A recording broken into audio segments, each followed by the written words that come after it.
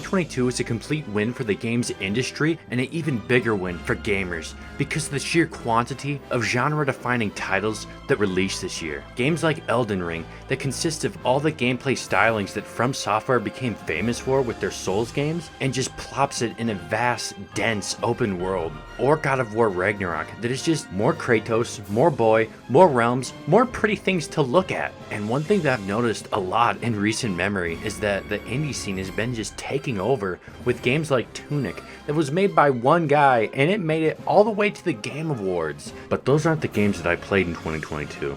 These are.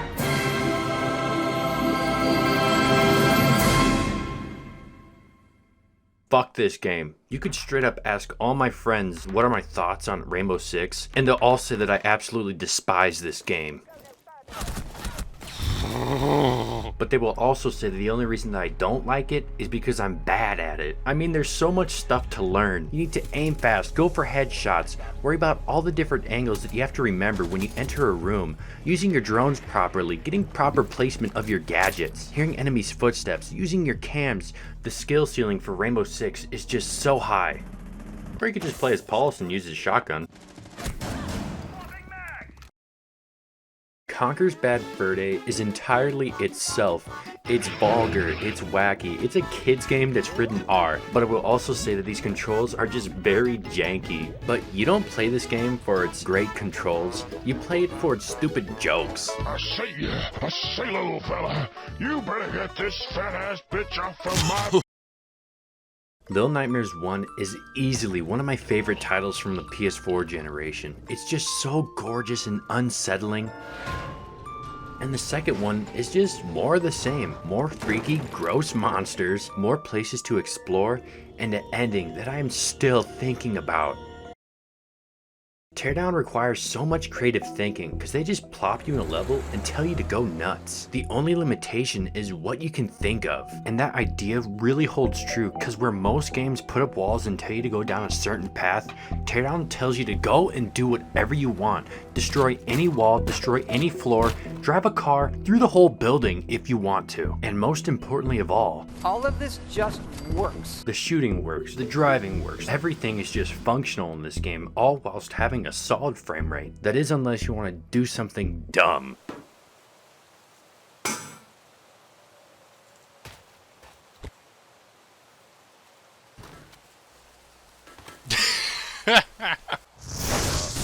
Oh no.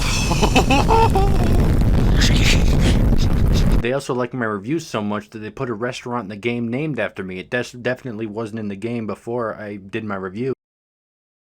What I've noticed about most E3 events is that there's always one game that outshines everything that's being announced. And that's exactly what happened for E3 2016. Because God of War overshadowed everything.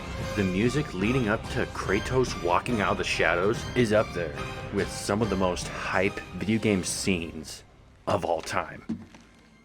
I am hungry. Because you know, wherever this guy goes, destruction and ruin follows closely behind. But I'm ashamed to admit it. After getting all hyped up, getting all excited for the game, when it finally came out and I gave it a try, I gave up. It was too difficult for me. I didn't take my time. When I died, I blamed the game for being unfair. The game was bad, not me. And so I put the game down. Time passes and I see the God of War Ragnarok trailer, and my hype begins to build up again, leading to me giving God of War another shot. And I'm very glad that I did, because this game is truly fantastic.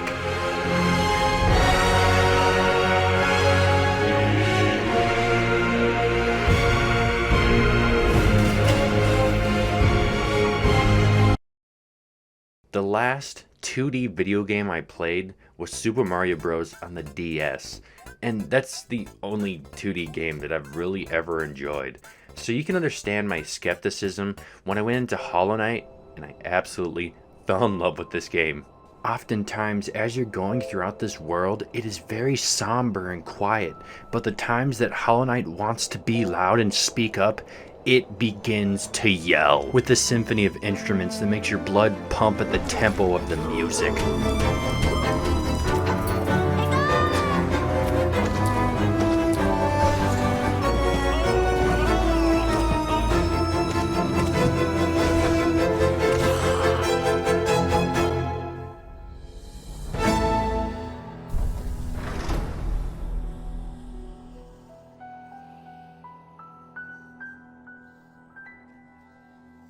I'm not very good at video games. It usually takes me quite a while to get used to the intricacies of a video game and just kind of get used to it to the point that I'm actually okay at a game. Oh, could you please just let me leave this hellhole? I never got good at Dark Souls. I mean, it took me 3 hours to beat the stinking wolf. But I kept coming back because his attacks didn't seem like they were unfair. They were moves that I should be able to counter, but I just wasn't good enough at the time. So I just kept dying over and over and over again. Until finally it hit 2 in the morning and I'm like, I'm doing this tomorrow. I woke up the next day and I beat him my first try. The battle felt impossible, yet I still overcame those odds. That's what Dark Souls is. It's a game with your chances of winning being very small. But those times that you surpass your own skill ceiling of what you thought you were capable of leaves you with an experience that can only be found in Dark Souls. Journey was the first game that I played this year, and it set me on a path of game discovery that I never thought that I would go on. For the longest time, I would only play Call of Duty, and I mean that. For years and years, I would get Call of Duty every single time it would release, and that was the only game that I'd play all year long. But slowly, in the game's releasing, I just felt more and more unfulfilled. I got Journey on a whim. I got it because it was on sale. But after I played it, I would gladly pay full price for this game several times over. The time that I've spent with Journey is unlike any game that I've ever played before. Your character can't move things like Kratos. You can't fight back against creatures like in Dark Souls. So they say, why does our character even need arms then? Some people may say that it's just a walking simulator. I mean, the main gameplay mechanic is walking and jumping every now and then. But I say no, it's not a walking simulator, it's a walking experience. I am constantly thinking about this game. I mean, I cried over a rug dying for Pete's sake. I felt more emotions in the 2 hours of this game than my entire time playing Call of Duty, and it really made me think, what kind of games am I missing out on? Well, I was missing out on games like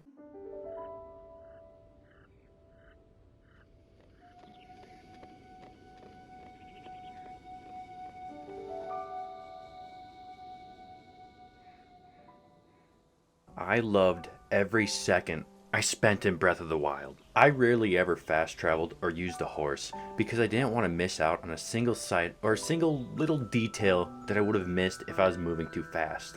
I loved the freedom that this game gave me to tackle any gameplay instance in any way I wanted to. The music of this game still sends shivers up my spine, and it makes me want to just jump right back in and start exploring. Man, I think the only thing that could possibly beat a Zelda game would be another Zelda.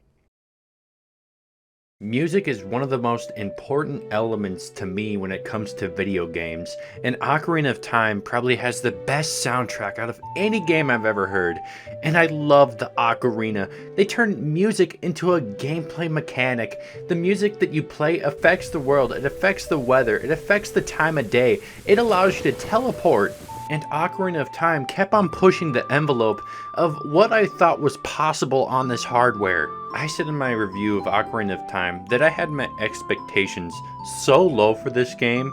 Nintendo just kind of looked at my idea or my thoughts of what this game was going to possibly be, and then they just said, check this shit out.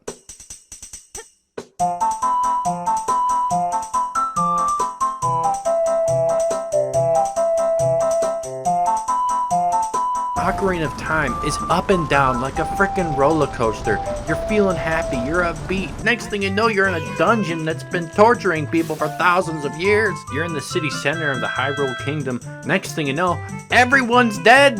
But there is still hope to this land. With the people that you meet, the songs that you hear. Does Ocarina of Time have the best graphics? No. Does the N64's controller kinda suck? Yeah, it does. Is it kind of predictable that I'm saying that my favorite game that I played this year is one that's been, relatively speaking, one of the highest and most well-received games of all time? Yeah, but I don't give a shit. Because if you can play Ocarina of Time and not have a single feeling sweep over you, there's the door. You can leave at any time.